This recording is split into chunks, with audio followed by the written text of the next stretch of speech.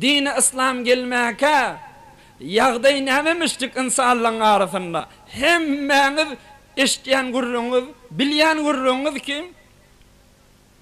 Kişijik çağa, gyjdagal dünýä gelende öz ýallarynyň özüni namys eden şyk bolup, muny işdiýär köreken ýeler, oňa berip göz bermeli bolar. Bir nagadyr bir biýawreýçilik diýip öz hakylsyz ýöne samsyklyk bilenläni etýän işleri diýirje ýere gömýänmişlikde bir taryhy gurrun be. Bir ýany hekaýa edip bereýin, gurruna girişmäkem. Peygamberimiz sallallahu aleyhi ve sellem bir wagt oturdy, sahabe-i kiram bilen bir musulman bolan sahabasynyň birisi gelip de "Ya Resulallah, men bir arzym ma" diýdi. "Bir gurrunum ma" diýdi. "Aýdy ber." "Bir gurrunum däni musulman bolmaka bolan ittifaqatlardan nedi? Bir iki däne ýaşaýşymda bir hatyram ma" diýdi. "İkisi de ýadymdan çykanak" diýdi. "Bir ýadyma düşse gülesim gelýär oturup. Bir ýadyma düşse aglasym gelýär" diýipdir. Gülesim gelýär diýen bolan ittifagym bir kerwan bilen musafirete barýadym diýipdir. O moga kerwanyň iňki deslapky düýesiniň üstünde bir bot goýulardy. Keşol bot däni bize arskal bersin, şu bot bizim bazarymyzy däni rawaj etsin, bir hayır niyet edip däni bir boty evvelin düýäň üstünde goýardyk.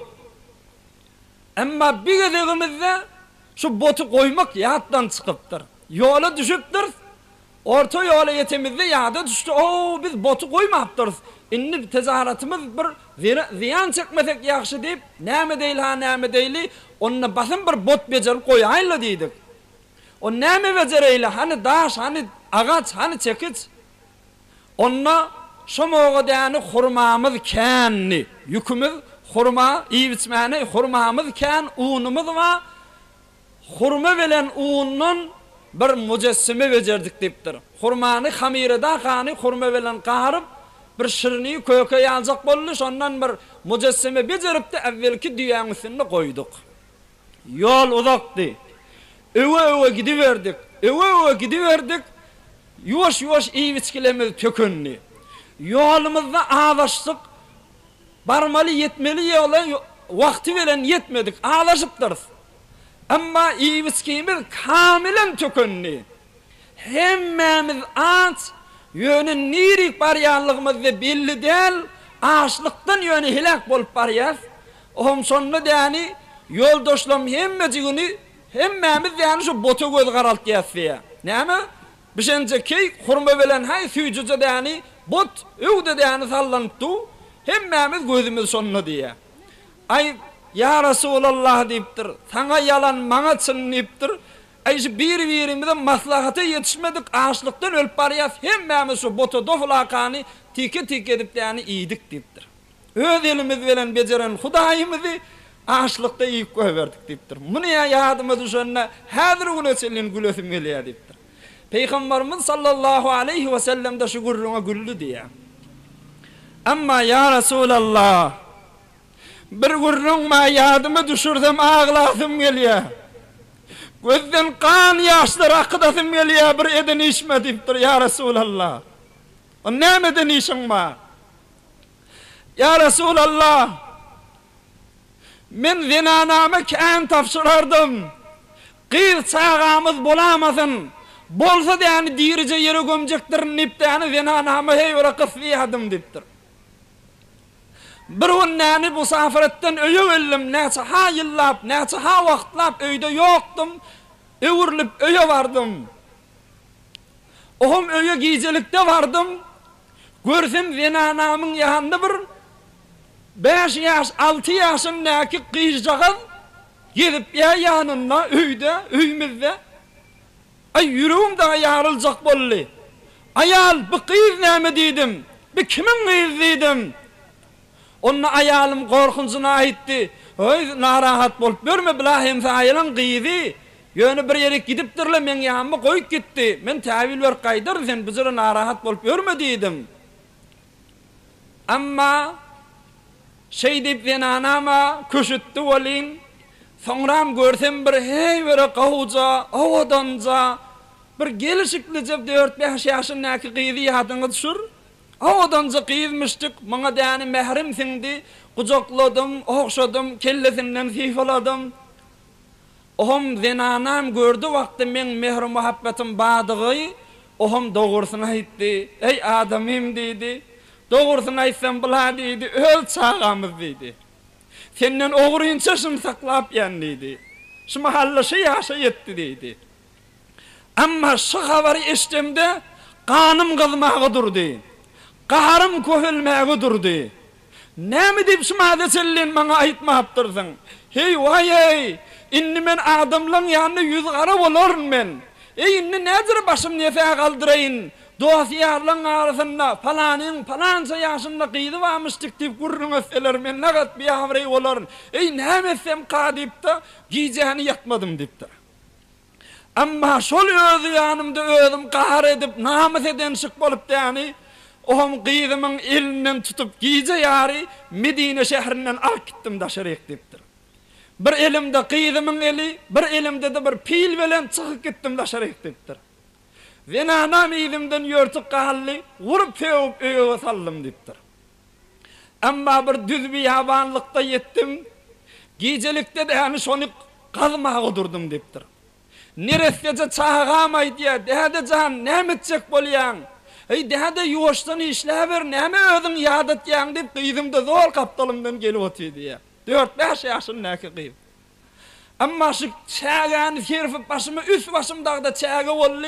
Şol neresi kıyıcağız gelip yüzümden neyini çağılamı vurup ayırıp verirdi. Dehede ne mi havluğu işleyen, ne mi etcek bolyan deyip. Ama ya Resulallah, rehim şefakattağı yok. Yönü öz yanımdan ödüm kahara kaynaptı yani. 1-2 metre kuyudu yani kalamdan sonram. Şol kıydı pil velen yani ip verip kuyunun içine kaçırıp koyverdim.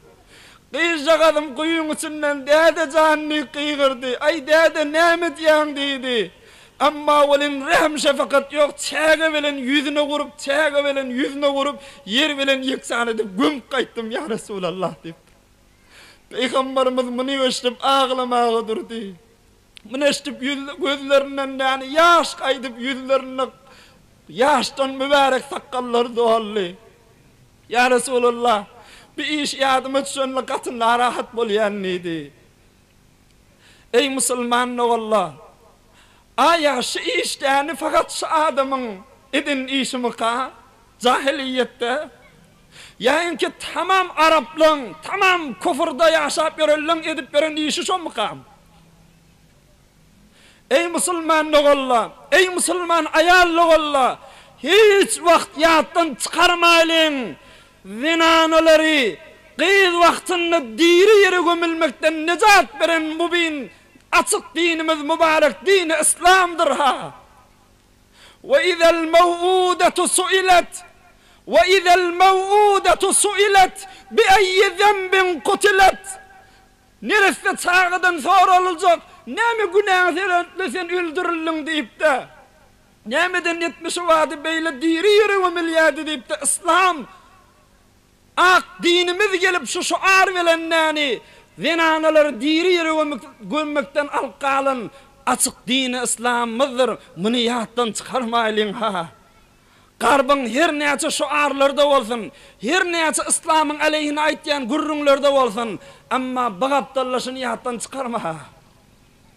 Bir 200 yıl, 300 yıl, 400 yıl verdi yani. Zinanağı şahsiyet, zinananı insan tanıp gören kafirlan gurrunu ağlanıp da İslam yani bağat veren erzesini yattan çıkarama ha.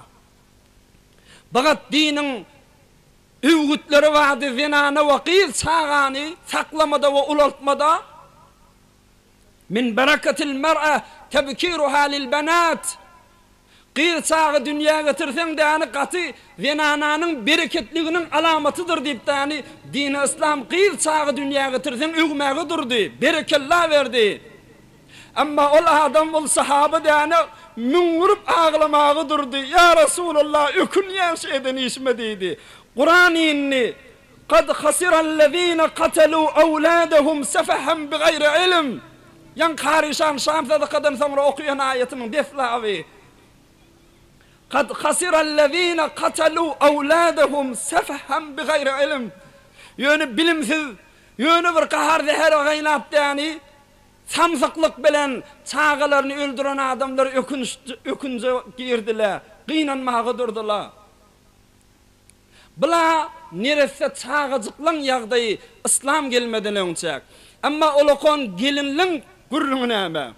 Olukon zinanılın gurrunu näme? Ey bir gurrunu aysam şayet Allah inanmarsınız.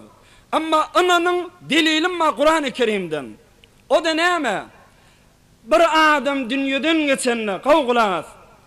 Bir cavan oğlan, bir adam dünyadan geçenne.